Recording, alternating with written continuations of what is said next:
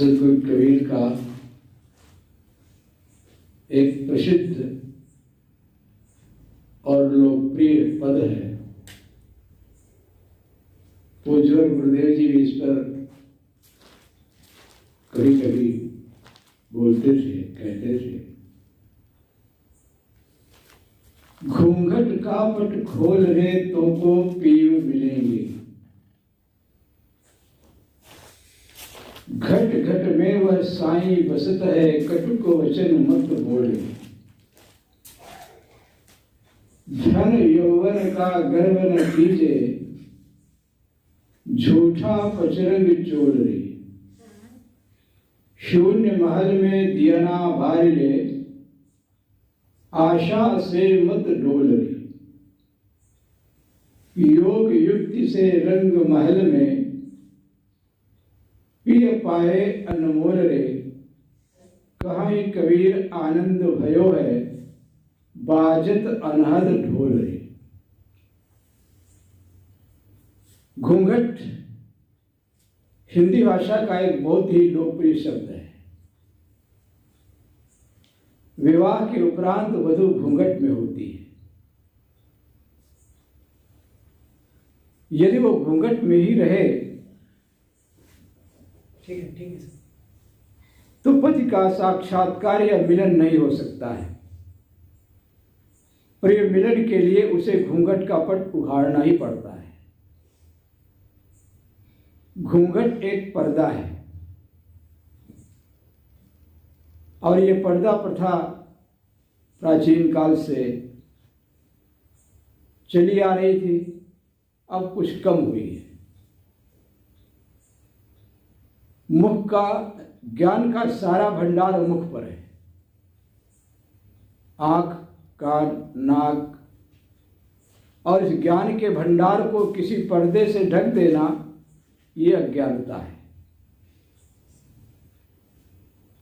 साहब जिस घूंघट की बात करते हैं वो किसी नारी, किसी स्त्री के मुख पर पड़ा हुआ घूंघट नहीं है। इस घूंघट को तो कोई दूसरा व्यक्ति भी उगाड़ सकता है, हवा का एक झोंका भी उगाड़ सकता है, लेकिन घूंघट का अर्थ है अविद्या, अज्ञान का पर्दा, विकारों का जो पर्दा अंतःकरण में पड़ा हुआ है। यदि हम उसको स्वयं न निकालना चाहें तो दूसरा कोई नहीं निकाल सकता है, दूसरा कोई हटा नहीं सकता है। इसलिए साहब कहते घूंघट का पट खोल रहे तो को पीयू मिले। पीयू कहते स्वामी, श्रेष्ठ को, मालिक को। पीयू का अर्थ केवल किसी स्त्री का पति हो इतना ही नहीं है। पति, स्वामी, लखपति, करोड़पति, धनपति, ये सब पति हैं। अभी देखो इस देश की एक राष्ट्रपति थी प्रतिभा पाटिल, वो किसी एक व्यक्ति की, एक स्त्री की पति नहीं थी, पूरे राष्ट्र की पति थी। तो पति यानी श्रेष्ठ, स्वामी, मालिक। सबके अंदर में मालिक बैठा हुआ है और वो मालिक कहीं आकाश के ऊपर नहीं है। इसलिए साहब कहते हैं घट घट में वो साईं बसत है, कटुक वचन मत बोल रे। घट घट में वो साईं बसता, साईं यानी स्वामी।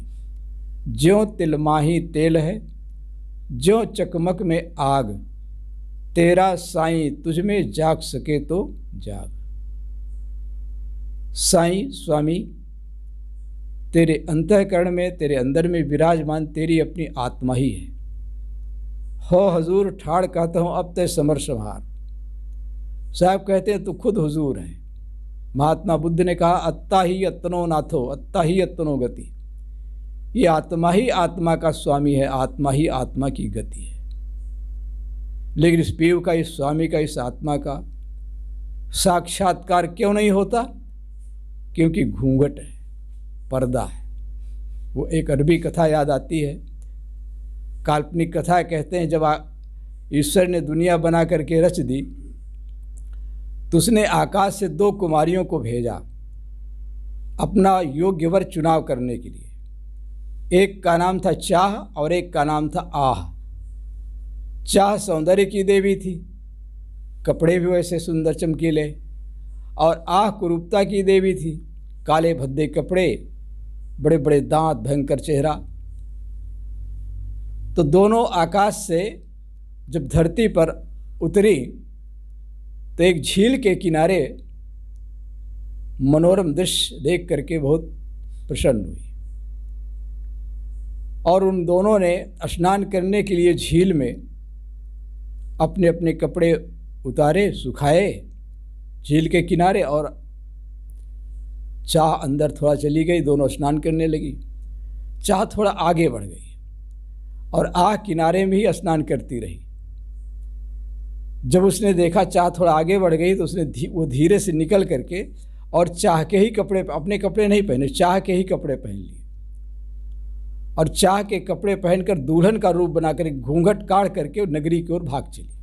दोनों की योग्य वर चुनाव करना था। कहते हैं जब नगरी की ओर गई तो उधर से एक धनी कुमार आ रहा था। उसने देखा सामने से एक दुल्हन आ रही है। उसने उसका परिचय पूछा, तुम कौन हो, कहाँ से आई हो, कहाँ जा रही हो? कहा मैं स्वर्ग से सीधे आई हूँ, ईश्वर ने, परमात्मा ने, भगवान ने मुझे योग्यवर चुनाव करने के लिए भेजा है। कहा तुम्हारा नाम, इंट्रोडक्शन। कहा मेरा नाम चाह है। कहा मैं भी यही चाहता। हर वर जो है आकाश से उतरी हुई परी हुई ही चाहता है, अपना चाहे जैसा। गया, पिता से कहा पिताजी ये मानो वरदान स्वरूप ईश्वर ने मेरे लिए ही भेजा है, मैं इसी के साथ विवाह करूँगा। पिता की आज्ञा मिल गई, दोनों का विवाह हो गया। एक कक्ष में पहुँचे, आमने सामने बैठे। अभी घूंघट पड़ा हुआ है, अभी देखा नहीं है, देखने की क्या ज़रूरत जब आकाश से ही आई है। तो उसने कहा घूंघट का पट खोल रहे तो को पीऊ मिलेंगे। घूंघट का पट खोलो, पति के सामने घूंघट की क्या आवश्यकता है। तो कहते जैसे उसने घूंघट का पट उठाया तो उसका काला चेहरा, बड़े बड़े दांत, भयंकर चेहरा देखकर वो डर गया, और उसने कहा आह तुम कैसी हो? उसने कहा तुमने मेरा नाम जाना कैसे? मैंने तुमको अपना नाम बताया था चाह, और तुम कह रहे हो आह तुम कैसी हो? तुम बड़े अंतर्यामी हो। कहते पति परमात्मा होता है, पुरुषों ने बना लिया है, पति परमात्मा सबके अंदर में है। तो कहा कि तुम अंतर्यामी हो और बिना बताए तुम जान गए कि मेरा नाम आह है। लेकिन ध्यान रखना, ये मत सोचना मेरे तुम्हारे साथ 7 फेरे पड़े हैं। मैं जन्म जन्मांतर तक वासना के फेरे में, चक्र में तुमको घुमाती रहूँगी।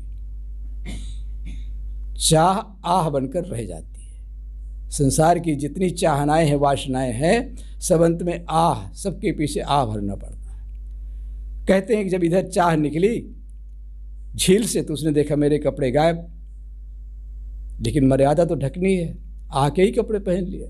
लेकिन उसको वैराग्य हो गया। उसको विवाह से, मतलब संसारी लोगों से वर करने के लिए उसका मन विरक्त हो गया, और वो जंगल जंगल घूमने लगी। और कहीं कहते हैं किसी आश्रम में देखा संत ब्रह्मचारी हैं, स्वाध्याय हो रहा है, पाठ हो रहा है, पूजा हो रही है। तो वो देखकर उसे अच्छा लगा। नए नए युवक, सहम गई, खड़ी हो गई, देखने लगी, धीरे से आगे बढ़ी, और उसने वहाँ के आचार्य से कहा कि मैं, पूछा होगा परिचय, सब लोग पूछते हैं कहाँ से आई हो।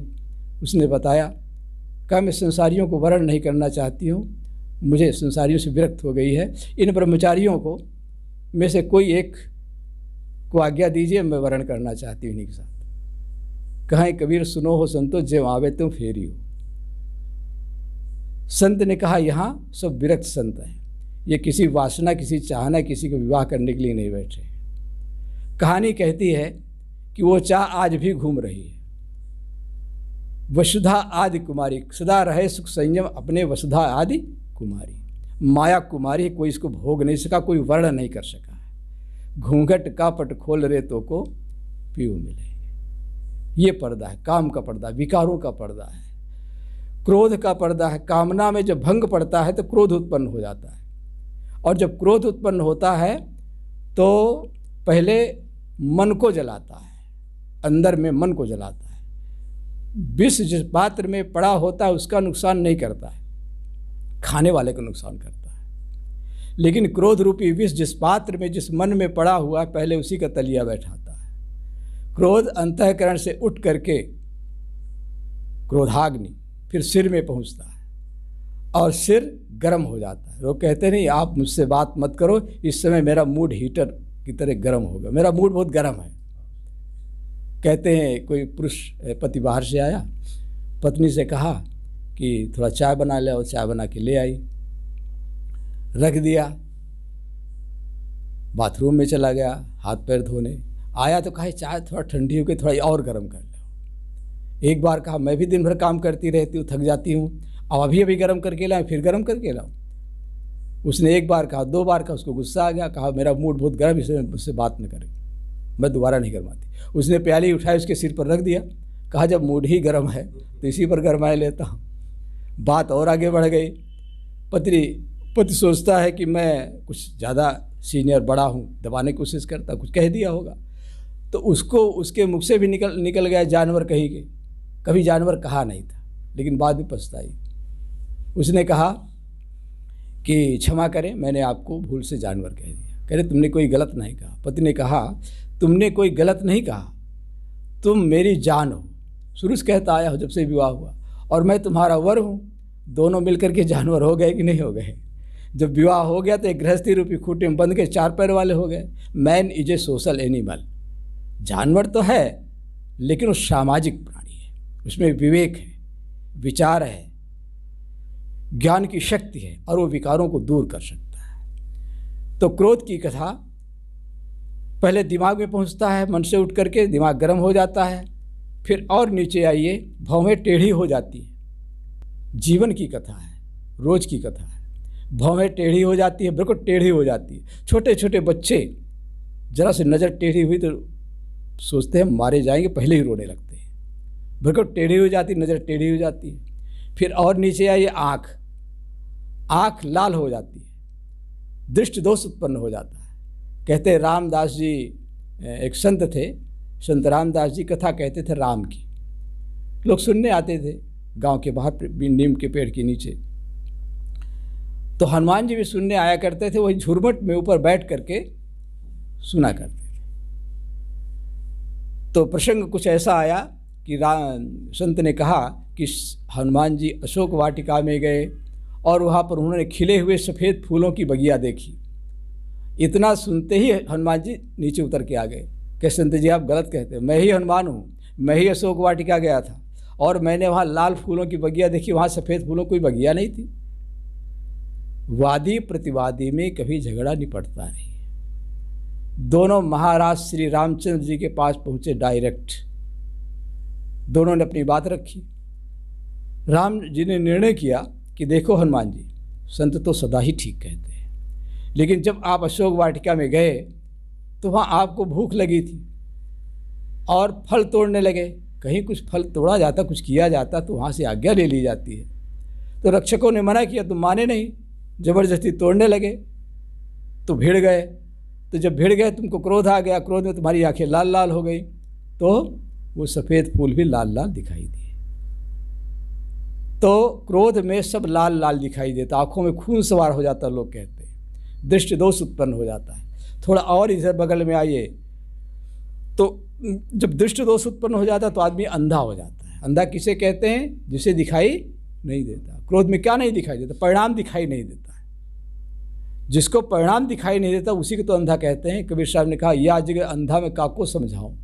जिसको विवेक विचार रूपी नेत्र फूट गए वही तो अंधा है। तो क्रोध में आदमी अंधा हो जाता है, फिर बहरा हो जाता। बहरा किसे कहते हैं? जिसे सुनाई नहीं देता। जब कोई क्रोध में होता है, वेग बढ़ जाता है, तो माता पिता गुरु कहते हैं समझदार लोग कि बेटा मान जाओ, बेटी मान जाओ, लेकिन वो क्या कहता है, वो क्या कहती है? मैं किसी की नहीं सुनता, मैं किसी की नहीं सुनूंगी। तो बहरा हो गया कि नहीं हो? अंधा भी हो गया, बहरा हो गया। अब इधर आइए, नासिका पुट फटकने लगते हैं, श्वसन क्रिया तीव्र हो जाती है। लोग कहते हैं इसके तो नाकों में गुस्सा भरा है। कहाँ भरा है? नाकों में गुस्सा। ये नाकों में गुस्सा आ गया, देखिए नाक। फिर और नीचे आइए, ओठों की मुस्कान गायब हो जाती है। आप फोटो खिंचाने जाते हैं तो अलर्ट, सावधान, बढ़िया पोज बना लेते हैं। तो उस समय ओंठों की मुस्कान गायब हो जाती है, चेहरा विकृत हो जाता है। कोई उस समय हमारी फ़ोटो खींचना चाहे तो हम फेंकेंगे उधर, हटाओ क्या करते हो, क्योंकि चेहरा विकृत हो गया। ओंठों की मुस्कान गायब हो जाती है, हंसी गायब हो जाती है। और अंदर में जाइए, दांत किटकिटाने लगते हैं। छोटे छोटे बच्चे हैं ना, जब उनके पास कोई औजार होता नहीं, एक दूसरे के दांत काट लेते हैं क्रोध में। दंत विष पैदा हो जाता है, केवल बिच्छू और सर्प की विष नहीं होता है, दंत विष पैदा हो जाता है। और फिर अंदर जाइए, अभी क्रोध की कथा खत्म नहीं हो रही है। और अंदर में जाइए, अंदर में जीभ है, जिह्वा। जिह्वा के दो काम, एक तो बोलना और दूसरा स्वाद लेना। हर इंद्रिय का एक काम है।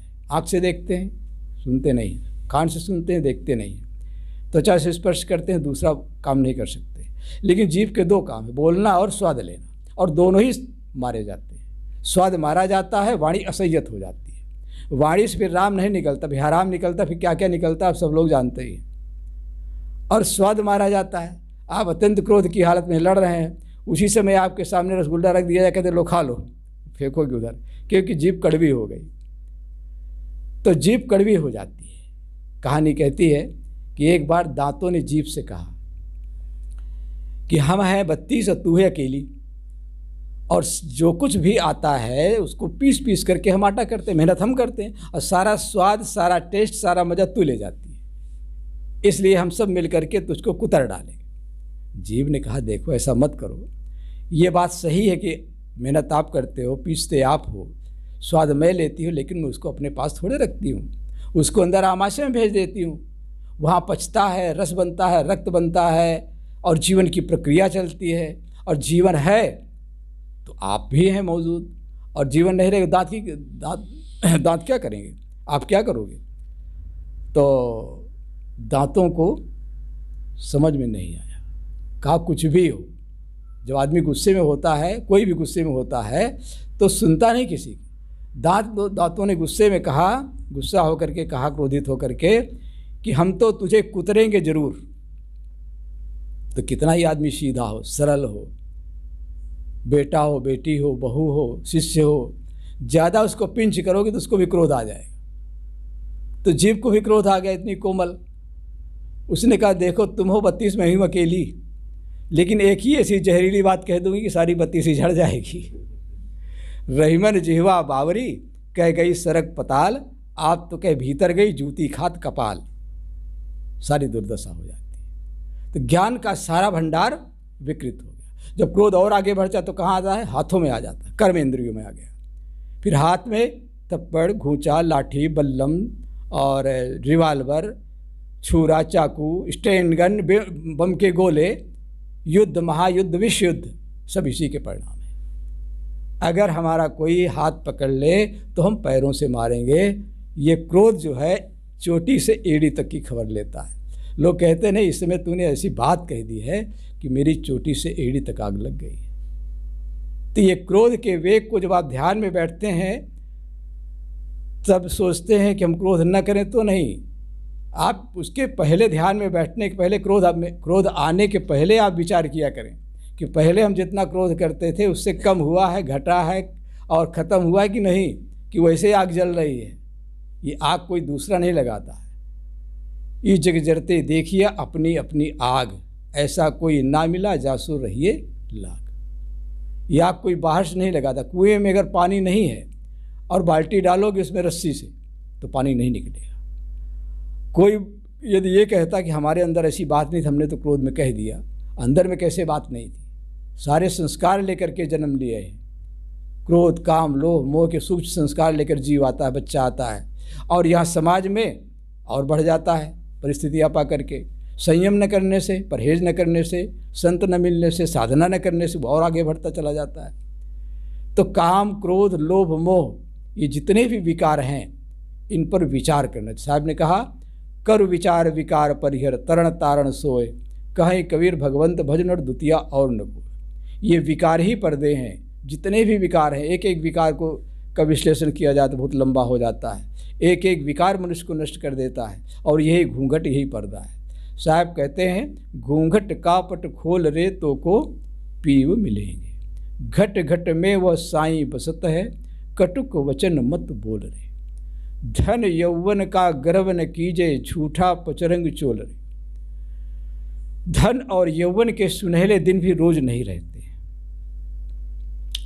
धन, संसार में जितने भी धनवान लोग हुए, आज उनका धन और ऐश्वर्य कहाँ है। भरतखंड के अधिपति चक्री कितने भू पर आए, वासुदेव बलदेव काल के भीषण उदर समाये। प्रबल शक्ति संपन्न सैन्य उनका सा और कहाँ है, किंतु धरातल पर क्या उनका नाम निशान रहा है। अक्षय धन परिपूर्ण खजाने शरण जीव के होते, तो अनादि के धनी सभी इस भूतल पर ही होते। पर नकारगर धन होता है अंत मृत्यु की बेला, राजपाट सब छोड़ चला जाता है हंस अकेला। कहा जाता है मिस्र देश के राजा का नाम था कारू।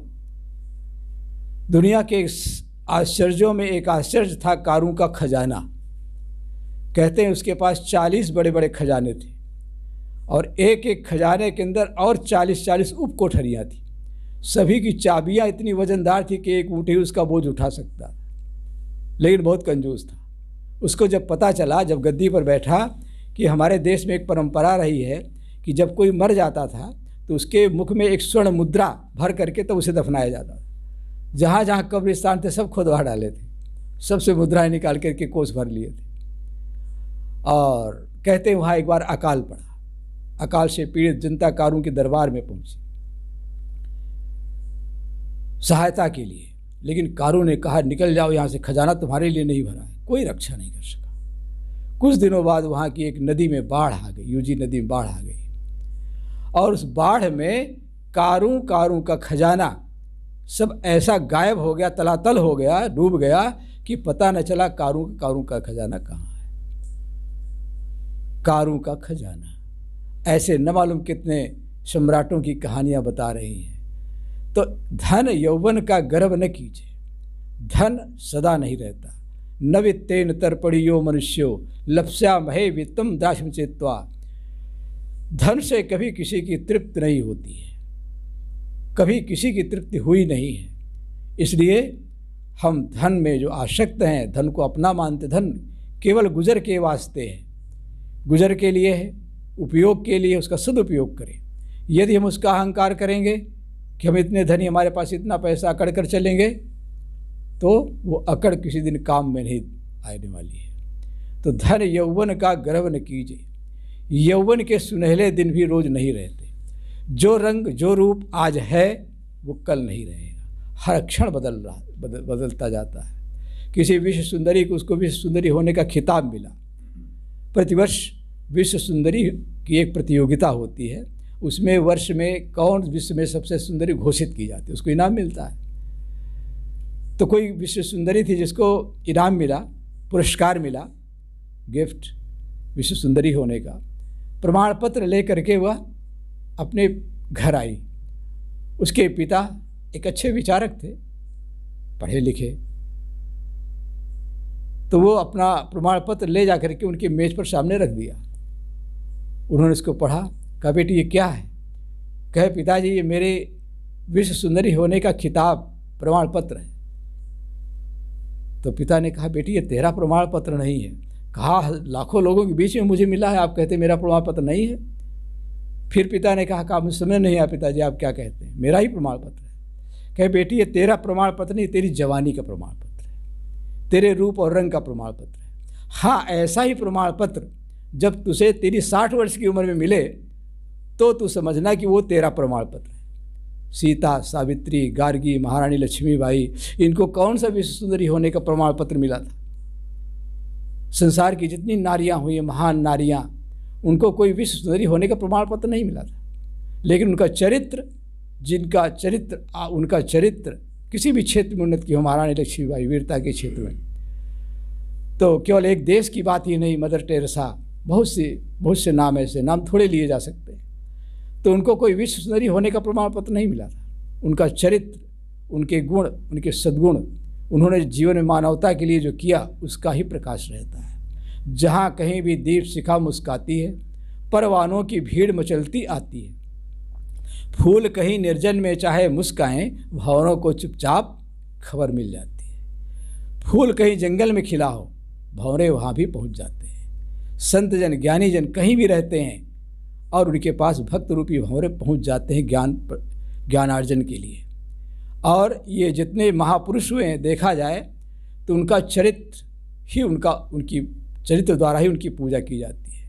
कोई राजा होने के नाते नहीं, कोई बड़ा होने के नाते, कोई धनवान होने के नाते नहीं, यहाँ तक कि कोई राजघराने में उन्होंने जन्म लिया हो इसलिए पूज्य हो, ऐसी भी बात नहीं है। देखो सदगुरु कबीर लहरतारा तालाब के किनारे पाए गए, सीता पाई गई घड़े में, कोई राजमहल के अंदर नहीं पाई गई, बाद में पालन पोषण हुआ। और इसी प्रकार से बहुत से उदाहरण हैं। तो जितने भी उदाहरण हमारे सामने हैं, उनमें अधिकांश उदाहरण ऐसे हैं जिनके सद्गुण सदाचार उनके जीवन में उन्होंने जो कर्तव्य किया, पुरुषार्थ किया, उसकी खुशबू रहती है। इंसान की खुशबू रहती है। इंसान बदलते रहते हैं, दरबार लगा रह जाता है, सुल्तान बदलते रहते हैं। इंसान की खुशबू रहती है। नहीं फूलते कुसुम मात्र राजाओं के उपवन में, अमित बार खिलते हुए पुर से दूर कुंज कानन में। समझे कौन रहस्य प्रकृति का बड़ा अनोखा हाल, गुदड़ी में रखती चुन चुन कर बड़े कीमती लाल। गरीबों की झोपड़ियों से निकले महान ज्ञानी संत और महापुरुष हुए। इसलिए चरित्र की विशेषता है, धन और यौवन की विशेषता नहीं है। किसका कितना धन है, कौन कितना सुंदर है। तो धन यौवन का गर्व न कीजिए, झूठा पचरंग छोड़ रहे। ये 5 रंगों का, पंच तत्व का पूतरा मानुष धरिया नाव, ये मिट्टी का शरीर, इसका अहंकार मत करो। धन यौवन का गर्व न कीजिए, झूठा पचरंग चोल रे। शून्य महल में दियना बार ले, आशा से मत डोल रे। शून्य महल में दियना बार ले। किसी महल में कोई रहता हो और कोई दीपक जलाए तो उसकी शोभा है, और जिस महल में कोई रहता ही ना हो और उसमें कोई दीपक जलाए तो उसका क्या मूल्य है। लेकिन साहब कहते हैं नहीं, शून्य महल में ही दीपक जलाओ। हमारा मन विकारों से भरा है। हमारे मन के विकारों को जब हम विवेक के द्वारा, विचार के द्वारा, गुरुभक्ति के द्वारा, साधना के द्वारा हम अपने मन के विकारों को दूर कर देते हैं, मन विकार शून्य हो जाता है। तो विकार शून्य मन रूपी महल में ज्ञान का दीपक जलता है। ज्ञान का दीपक, अब तो सब बल्बावली हो गई। दीपक, बहुत से बच्चे आजकल फिर दीपक जानेंगे नहीं भविष्य में कि दीपक क्या होता है। लेकिन दीपक की ज्योति के विषय में जो अंतर ज्योति है, साहब ने कहा अंतर ज्योति। साहब ने किसी की प्रार्थना नहीं की, किसी की वंदना नहीं की, किसी गुरु, किसी पीर की, किसी इष्ट की। वे अंतर ज्योति से ही बीजे का आरंभ करते, और ये अंतर ज्योति सबके अंदर में विराजमान है। वह अंतर ज्योति वही ज्ञान दीप है। दीप शिखा सोई परम प्रचंडा। दीपक की शिखा के समान वो प्रचंड दीप है। अप दीपो भव, अपना दीपक स्वयं बनो, दूसरा दीपक हमारे अंदर जलाने वाला नहीं है। तो धन यौवन का शून्य महल में दियना बार ले, ज्ञान का दीपक जलाओ, बाहर का दीपक नहीं। शून्य महल में दियना बार ले, आशा से मत डोल रे। पाठ भेद से कहीं है आसन से मत डोल रे और कहीं है आशा से मत डोल रे। दोनों ही सार्थक हैं। आसन से मत डोल रहे। आसन स्थिर आसन से बैठो। आसन यानी गड़बड़ आसन ना हो, स्थिरता से बैठो, ध्यान में, चिंतन में, विचार में, विवेक में, जहाँ भी बैठो दृढ़ आसन, दृढ़ता होनी चाहिए। तो आसन से मत डोल रहे, डगमग मत हो। और आशा से मत डोल रहे। आशा यानी विषय भोगों की आशा, संसार के भोगों की आशा। आशा ही परमम दुखम। कहा जाता है पिंगला नाम की वेश्या अपने महल की छत पर खड़ी हुई संध्या के वक्त और पुरुषों की प्रतीक्षा करने लगी। अर्धरात्रि हो गई, कोई पुरुष उसके पास नहीं आया, संजोग था। तो उसको इतनी ग्लानि हो गई, इतना वैराग्य मन में हो गया कि मैं इन हड्डी मांस मलमूत्र के बने पुरुषों से क्या पाती हूँ। और उसके अंदर वैराग्य जागृत हो गया और वो फिर उस वृत्ति को त्याग दिया। वैराग्य उसके अंदर आ गया। उसी के अंदर, उसके लिए कहा गया है कि आशा ही, तब सुख से सो गई। जो भी प्रतीक्षा कर रही थी, बेचैन थी, अब सुख से सोने लगी। आशा ही परमम दुखम नैराश्यम परमम सुखम, यथा संचित्य कांताशाम सुखम सुस्वापि पिंगला। तब पिंगला सुख से सोई, जब उसने पर पुरुष की आशा छोड़ दी, भोगों की आशा छोड़ दी। भरतहरि जी का वो श्लोक भी याद आता है इसी पर। आशा नाम नदी मनोरथ जला, तृष्णा तरंगा कुला, राग ग्राहवती वितर्ग विहिगा, धैर्य द्रुम ध्वंसनी, मोहावर्त सुदस्तराति गहना, प्रोतुंग चिंता तटी, तस्याह पारगता विशुद्ध मनसो नंदंति योगीश्वरः। आशा नाम नदी मनोरथ जला। आशा नाम की एक नदी है, ध्यान से सुनना भाई। आशा नाम की एक नदी है, आशा नाम नदी, मनोरथ जला, उसमें इच्छाओं का जल भरा हुआ है। जल क्या है? इच्छाएं, नाना वासनाएं, वासनाओं का जल भरा हुआ है। आशा नाम नदी मनोरथ जला, तृष्णा तरंगा कुला, और तृष्णा की तरंगे हैं। कुछ नहीं मिलता लोभ होता है, मिल जाता तो और मिल जाए तृष्णा होती है। तो तृष्णा की तरंगे हैं। राग ग्राहवती, राग ग्राह है, नाना विषयों का जो राग है वो ग्राह के समान हमें निगल जाना चाहता है। राग ग्राहवती वितर्क विहिगा, नाना प्रकार के तर्क और वितर्क रूपी पक्षी इस नदी के ऊपर उड़ते रहते, आशा नाम नदी के ऊपर। नाना तर्क वितर्क विहिगा, धैर्य दुम ध्वंसनी, और हमारे धैर्य रूपी वृक्ष को, क्योंकि बिना धैर्य के कोई काम होता नहीं, कोई लक्ष्य मिलता नहीं, चाहे भौतिक क्षेत्र में हो और चाहे परमात्मा के क्षेत्र में हो। इस हमारे धैर्य रूपी वृक्ष को, जो नदी के किनारे वृक्ष खड़े होते हैं, जब तेज बहाव में उनकी जड़ें कट जाती हैं और बह करके नष्ट हो जाते हैं, गिर जाते हैं, तो हमारे धैर्य रूपी वृक्ष को ये आशा नाम की नदी काटती रहती है, जड़ें उखड़ जाती हैं और हम कहीं कहीं बह जाते हैं। तृष्णा तरंगा कुला, राग ग्राहवती वितर्क विहिगा, धैर्य दुम ध्वंसनी, मोहावर्त सुदुस्तरा, और मोह का चक्र है, मोह का चक्रवात घेरा। कहते हैं जब पानी समुद्र इत्यादि में या कहीं ज़्यादा पानी होता, चारों ओर से पानी मत करके चक्रवात उत्पन्न हो जाए, उसके बीच में यदि कोई पड़ जाए तो घूम घूम के वहीं डूबता है, न इधर जा सकता है न उधर जा सकता। भंवर में, भंवर कहते हैं, भंवर, उस चक्र में पड़ जाता है। तो मोहावर्त, ये मोह का ही भंवर है, आदमी इसी मोह में डूब डूब करके मरता है, प्राणी शरीर प्राणियों के मोह में। मोहावर्त सुदुस्तरा अति गहना, प्रोतुंग चिंता तटी, चिंता राम के दो तट हैं, इस पार उस पार।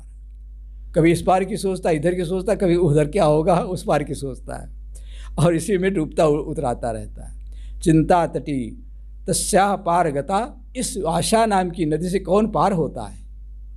तस्याह पार गता विशुद्ध मनसो, जिनका मन शुद्ध हो गया, पवित्र हो गया साधना से, भक्ति से, ज्ञान से, वैराग्य से, विशुद्ध मनसो नंदंति योगीश्वर, ऐसे योगी जन आनंदित होते इस आशा नाम की नदी को पार हो जाते हैं। तो साहब कहते हैं कि शून्य महल में दियना बारिले, आशा से मत डोल रे, योग युक्ति से रंग महल में पिए पाए अनमोल रे। योग युक्ति से रंग महल में पिए पाए अनमोल रे। योग क्या है, रंग महल क्या है? रंग महल वो होता है जहाँ पर रास रंग होता है, नाना प्रकार के विषय, राग रंग, रासलीला होती है, अच्छा लगता है। तो यहाँ साहब कहते हैं योग युक्त से रंग महल में, किसी यहाँ कोई बाहर का रंग महल नहीं है। जब ये मन ज्ञान के रंग में रंग जाता है, भक्ति के रंग में रंग जाता, तो यही मन रंग महल हो जाता है। और ये प्राप्त कैसे होगा? योग युक्ति से। योग कहते हैं जोड़ने को। हमारा मन संसार से जुड़ा हुआ था अभी तक, संत मिले, सद्गुरु मिले, हमारा मन संतों से जुड़ गया, सद्गुरु से जुड़ गया, ज्ञान भक्ति से जुड़ गया, अंतरात्मा से जुड़ गया। तो योग कहते हैं अंतरात्मा से मन को जोड़ने को योग कहते हैं। योग युक्त, योग चित्त वृत्ति निरोधा। योग और योगासन में फ़र्क है। योगासन का अर्थ है जो योग में सहायक है। भाई योग साधना करनी है तो बिना योगासन के, बिना स्थिर आसन के, पद्मासन, सिद्धासन, जिस आसन से बैठो, नींद नहीं होनी चाहिए, रीढ़ सीधी होनी चाहिए। योगी लोग देखो यहाँ बैठे हुए हैं, सब बताते हैं कि योग कैसे करना चाहिए। इस योग की आवश्यकता इसलिए है, शरीर के लिए, स्वास्थ्य के लिए और साधना के लिए। तो योग युक्ति से, एक तो योगासन, और योग क्या है? मन को जोड़ना अंतरात्मा से। योग चित्त वृत्ति निरोधा। योग है चित्त की वृत्तियों का रुक जाना। ऐसे थोड़े रुक जाएगा, कि केवल कहने से रुक जाएगा, कुछ जानने से रुक जाएगा। अभ्यास वैराग्याभ्याम तन निरोधा।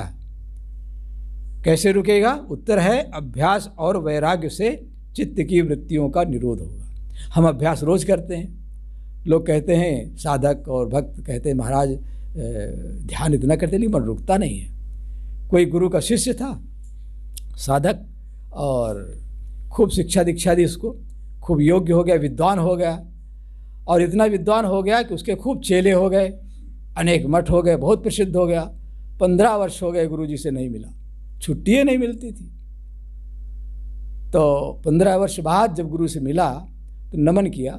गुरुदेव जी ने पूछा कि गुरुदेव तो सब आध्यात्मिक विषय ही पूछेंगे, संसारिक बात तो पूछेंगे नहीं। कहे ध्यान में बैठते समाधि में? कहे हाँ गुरुदेव जी। कहे मन रुकता है कि नहीं? कहे मन तो नहीं ठहरता। कहे फिर घास छीलते रहे क्या 15 वर्ष तक? क्या करते रहे? घास छीलना अच्छा है वैसे, लेकिन क्या करते रहे? साधना नहीं की, क्या करते रहे? तो जब गुरु से मिलो भाई, गुरु के पास रहो, गुरु से लगन कठिन है भाई। लगन लगे बिन काज न बनी है, जीव पर लय हो जाए। लगन नहीं है, लगन के बिना कोई काम नहीं होता। संसार में शादी विवाह होता, बिना लगन के कहीं कोई शादी होती? किसान अगर लगन, किसान की लगन नहीं तो खेती हो नहीं सकती। व्यापारी, व्यापार में लगन नहीं है। तो यहाँ जब हम साधना में, योग साधना में उतरे हैं, साधक और भक्त सब हम लोग, तो यहाँ लगन होनी चाहिए। प्राण पड़ से चेष्टा, ये इसका उत्तर ये है कि हम प्राण पड़ से चेष्टा नहीं करते। मन क्यों नहीं रुकता, मन क्यों नहीं ठहरता? ध्यान में, साधना में, भक्ति में नींद क्यों आ जाती है? आधे लोग नींद में, ध्यान में, सत्संग में और ध्यान में ऐसे नहीं सोएंगे, लेकिन ध्यान में बैठेंगे, सत्संग में बैठेंगे तो फिर भवानी आने लगेगी। तो ध्यान में जरूर सोएंगे। और ध्यान में क्यों सोते हैं? क्योंकि जब आदमी नींद में होता है तो उसको शांति मिलती, आनंद मिलता है। किसी चर्च में कोई एक व्यक्ति डॉक्टर के पास गया, कहा डॉक्टर साहब नींद नहीं आती, नींद की कोई गोली दो। कहे कभी नहीं आती? कहे बस एक दिन आती है। कहे कब? कहे संडे को, जब चर्च में पादरी का प्रवचन सुनता तो उस समय नींद आ जाती, बाकी दिन नींद नहीं आती। तो भाई योग का मतलब है दृढ़ता, लगन। लगन हो तो मन रुकेगा, ठहरे क्यों नहीं? भक्ति और साधना में हम आगे बढ़ेंगे। कहते हैं एक कुत्ते ने खरगोश का पीछा किया। अभी याद आ गया, कुत्ते ने खरगोश का पीछा किया, तेजी से दौड़ा। खरगोश छोटा लेकिन तेजी से दौड़ा। कुत्ते ने उसका पीछा किया शिकार करने के लिए। दौड़ा, दोनों दौड़े, और दौड़ते दौड़ते मैदान था, सामने कहीं जंगल आ गया, कहीं झुरमुट झाड़ी आ गई, तो खरगोश उसमें घुस गया। और जब उसमें घुस गया तो वो तो सुरक्षित हो गया। वो जानता था कि मैं यहाँ कुत्ता नहीं आ सकता, खूब कटीली झाड़ियाँ थी। कुत्ता दूर से भौं भौं कर रहा है, बढ़ता है कि, लेकिन वो आगे बढ़े कैसे? और उसकी इस चमकीली आंखें देख कर उसको लालच तो लग रहा है इसको पकड़ लूँ, लेकिन पकड़ नहीं सकता है। तो कुत्ते ने, जब वो सुरक्षित हो गया, तो कुत्ते ने खरगोश से कहा कि ये बताओ कि मेरा शरीर तुमसे बड़ा, मेरे पैर लंबे डग, और तुम छोटे, तुम्हारे पैर छोटे, मैं तुम्हें क्यों नहीं पा सका? तो खरगोश ने कहा कि आपके और मेरे लक्ष्य में फ़र्क था। आपका उद्देश्य था केवल भूख मिटाना, आपका लक्ष्य था भूख मिटाना। आप मुझे नहीं पाए तो मर नहीं गए, लेकिन मेरा लक्ष्य था प्राण बचाना, इसलिए मैं प्राण पड़ से भागा। प्राण पड़ से जब चेष्टा करेंगे, ऐसी लगन होगी, ऐसी तीव्रता होगी, तब जाकर के योग सिद्ध होगा। योग युक्ति से रंग महल में पिय पाए अनमोल ने, तब अनमोल जो अपना ज्ञान स्वरूप है उसका दर्शन होगा, उसका साक्षात्कार होगा। योग युक्ति से रंग महल में पिय पाए अनमोल रे, कहीं कबीर आनंद भयो है बाजत अनहद ढोल रे। आनंद, इस जीव का लक्ष्य क्या है? आनंद। सभी जीव आनंद चाहते हैं, दुख कोई नहीं चाहता है। क्यों? उसका उत्तर यह है कि ये जीव आनंद स्वरूप, आनंद सिंधु, पाठ करते नहीं, आनंद सिंधु अंतातीता, ये आनंद का सिंधु है, इसलिए आनंद चाहता है। आनंद रूप है, इसलिए आनंद चाहता है। लेकिन विषयों में कहीं आनंद मिला?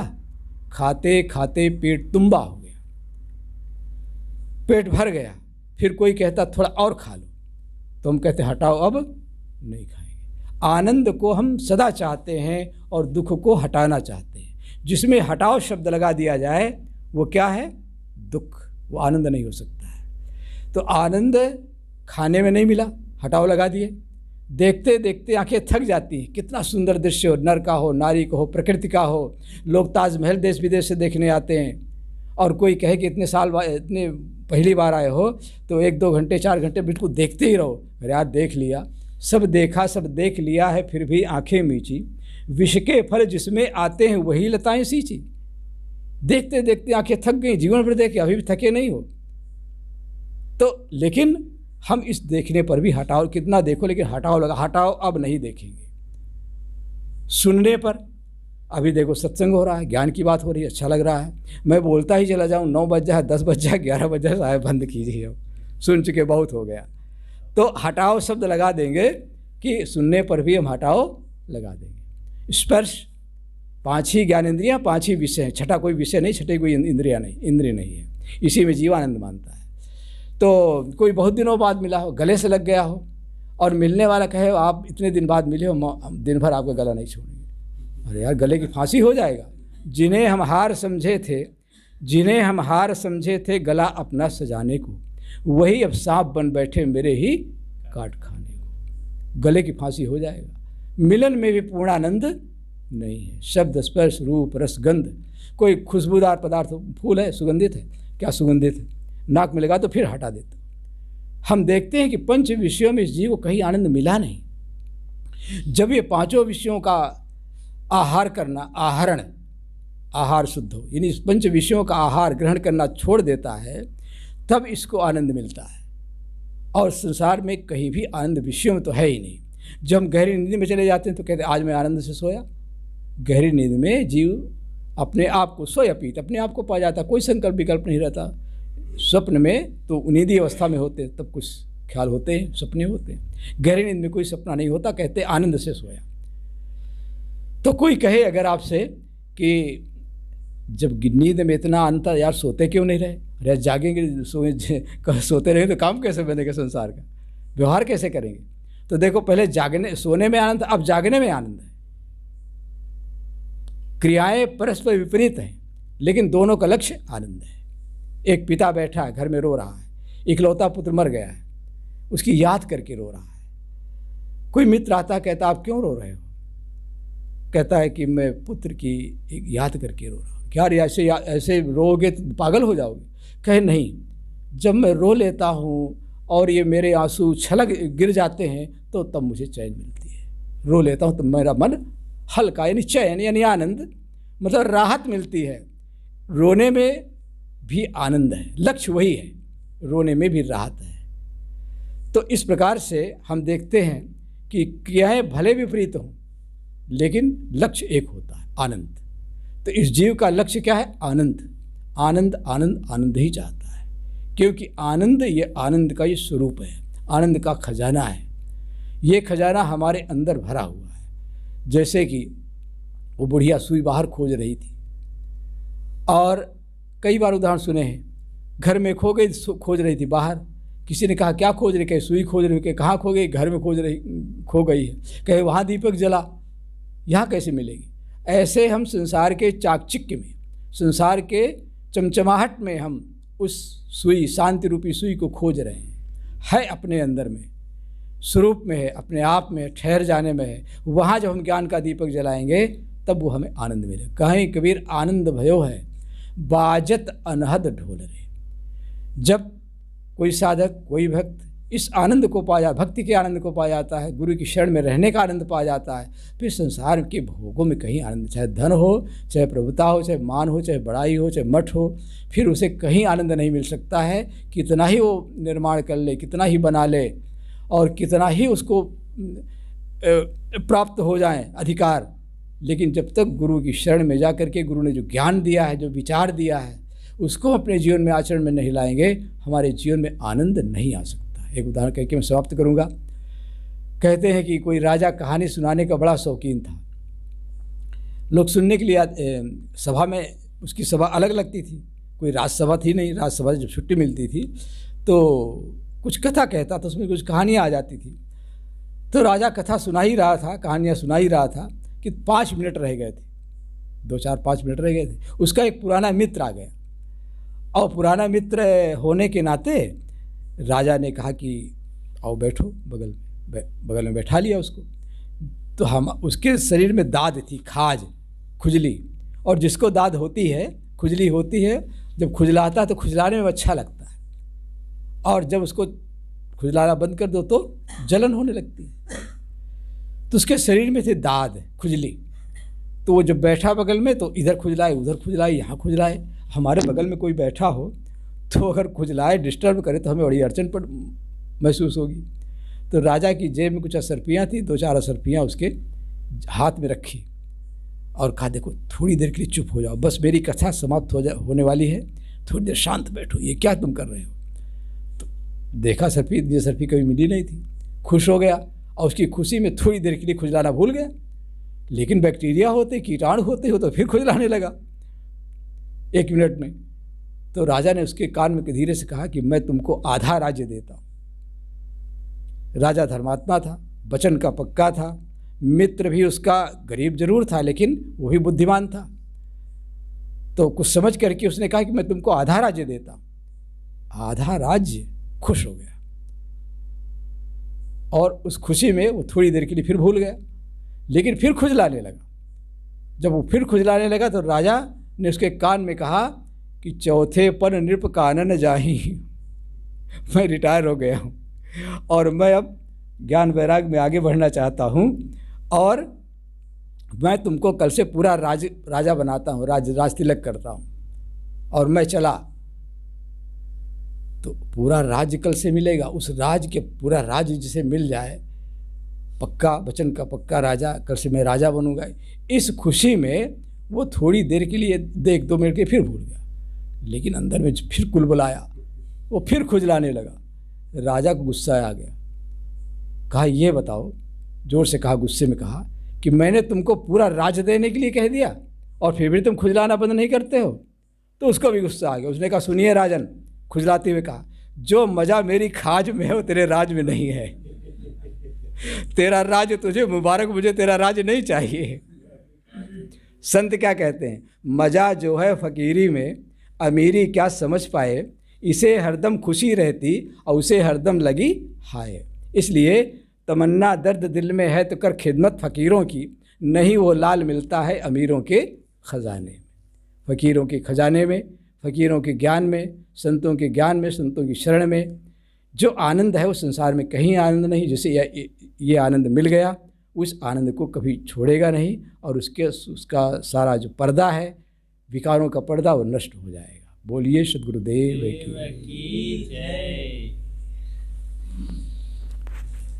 पूज्य श्री साहेब जी के इस पूरे प्रवचन को आपने सुना, इसके लिए आपको बहुत बहुत धन्यवाद।